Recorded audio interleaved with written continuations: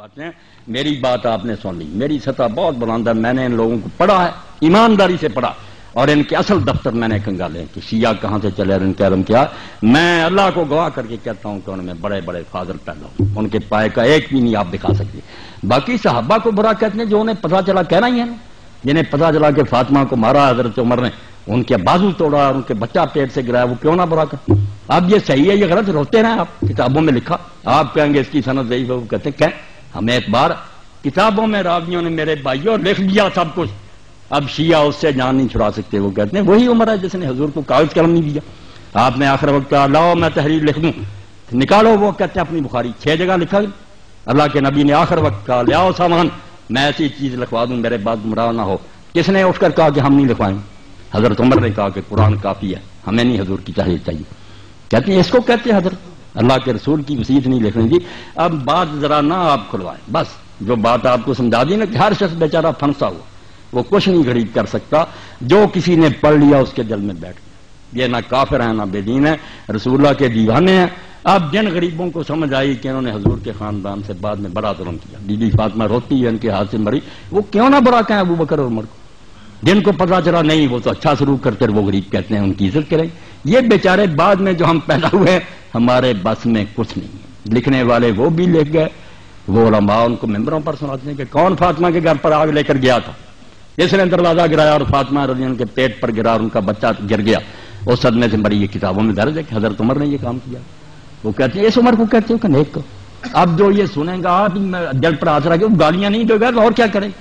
آپ کے علماء کریں گے یار یہ جھوٹی کہانیاں، وہ بھی سنی بات کہیں گے جھوٹی، موقع پر نہ وہ تھے نہ یہ تھے، لکھنے والوں نے ظلم بھی لکھ دیے، لکھنے والوں نے ان کے عدل بھی لکھ دی، بعد میں جو پیدا ہوئے غریب پڑھتے رہے، مگر یہ صبر کر جائیں، بالکل ایک دوسرے کو گلے لگا لیں کہ بھائی آپ نے جو سنا اس کو مانے، ہم نے جو سنا اس کو مانے، رسول اللہ کو تو سب مانتے ہیں نا، آؤ بھائی بن جائیں، مل کر رہیں، وہ بندے اچھے تھے یہ برے تھے، اللہ فیصلہ کرے گا، اس پر آ جائیں انشاءاللہ نا یہود نصارہ کچلے جائیں۔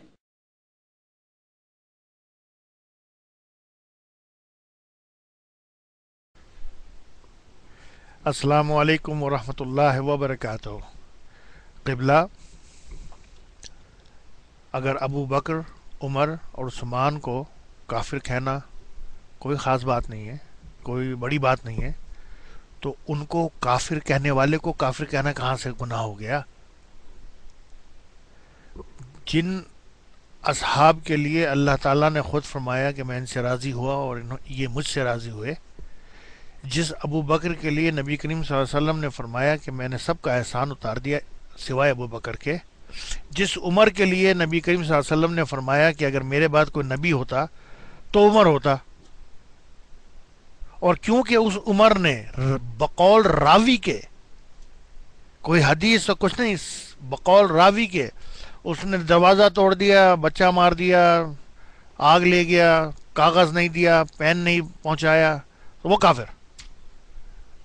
یعنی نبی کریم صلی اللہ علیہ وسلم کے متعلق آپ یہ فرما رہے ہیں کہ ان کو کچھ خبر نہ تھی، وہ اپنے بعد اگر کسی کو نبی تجویز کر فرما رہے ہیں تو وہ اس عمر کو کر رہے ہیں جو کافر تھا، نعوذ باللہ۔ شابش ہے، اچھی سائنس ہے بھائی، یہ خوب فزک، یہ خوب مدد ہے، یہ بڑی اسلام کی خدمت ہے۔